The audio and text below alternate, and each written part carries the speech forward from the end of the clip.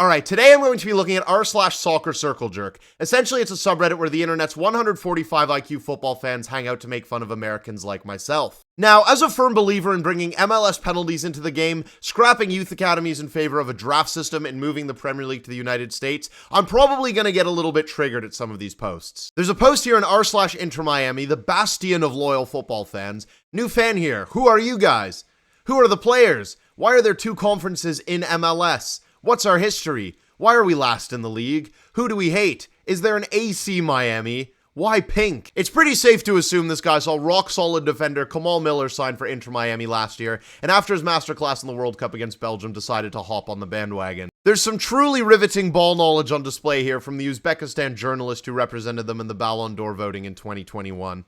Someone actually ended up DMing him on Instagram. Generous question, how could you not pick Lewandowski in your top 5? A very fair question, considering this was the year Lewandowski broke the Bundesliga record for most goals in a season, which had stood for like half a century.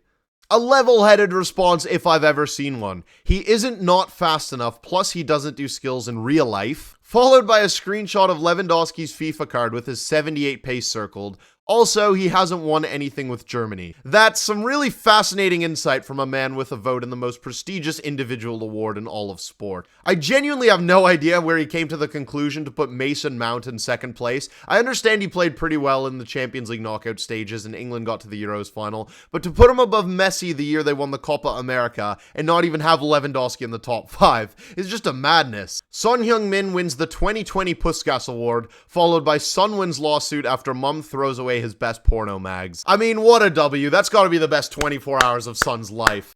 My boyfriend smashed our television set in anger when his football team lost. I, 29, female, have honestly never been so scared in my life. My sister is letting me stay with her. Only her and my brother-in-law know what happened. I've never seen anyone so furious over something so small. I've seen some people get furious over things that are small, and I say, I can't help how small it is. You liked me before you saw it. I thought size doesn't matter in this day and age.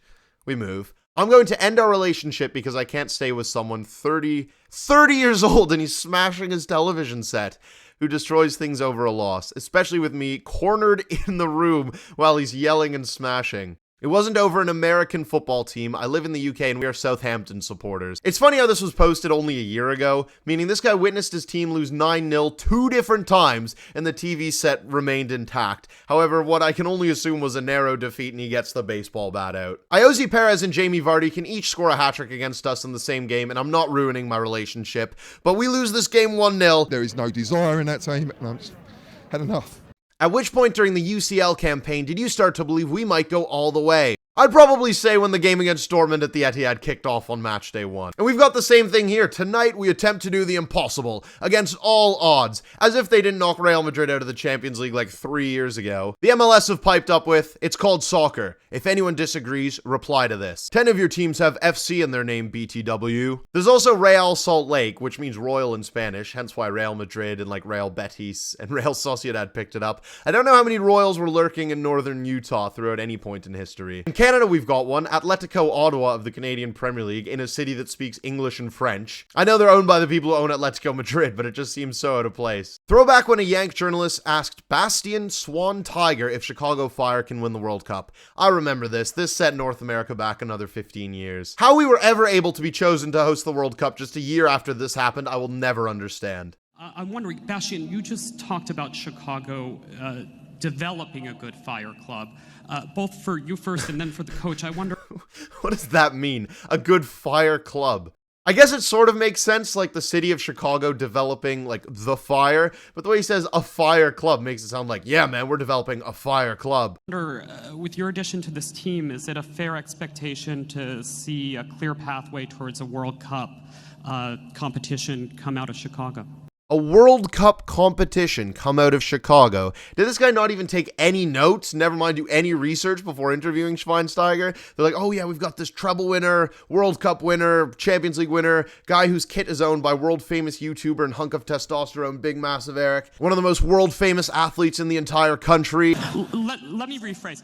Do you expect now that you're here, Bastian, that World Cup goal for Chicago Fire is a realistic expectation?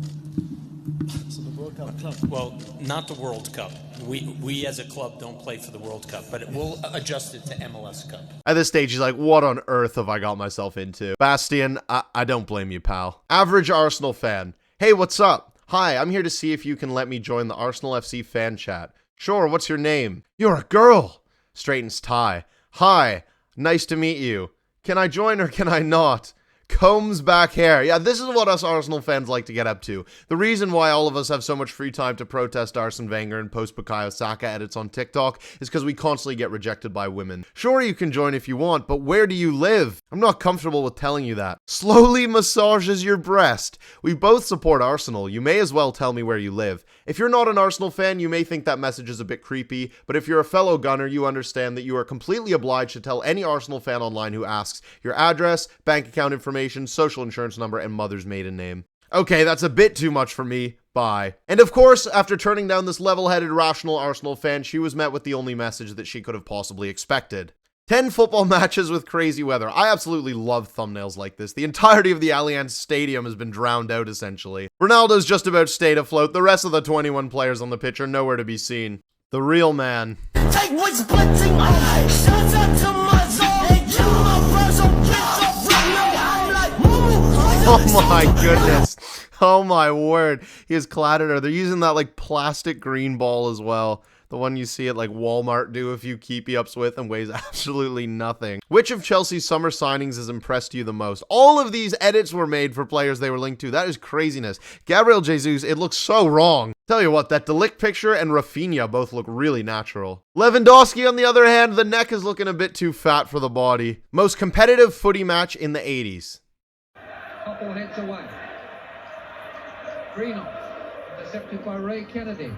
United coming out for the offside, and although Hansen was doing the right thing, and indeed has been waved on by Pat Partridge, he will now score. The commentary there is just brilliant. He will now score. And look at the state of that pitch. It looks like Shrek's swamp. Mohamed El Neni extended highlights against West Ham.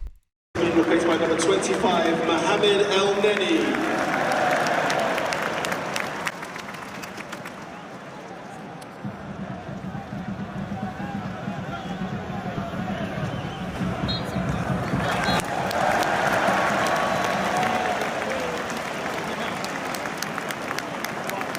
This is what he does! This is what he flipping does! I'm fairly certain Arteta was subbing him on just so he could get his 5 appearances that season and claim a medal. Obviously, he didn't get a medal because we didn't win the league. Anyway, that is where I'm going to end today's video. Make sure to drop a like if you did enjoy it and subscribe so you don't miss any future uploads. Big Massive Eric, and I'm out.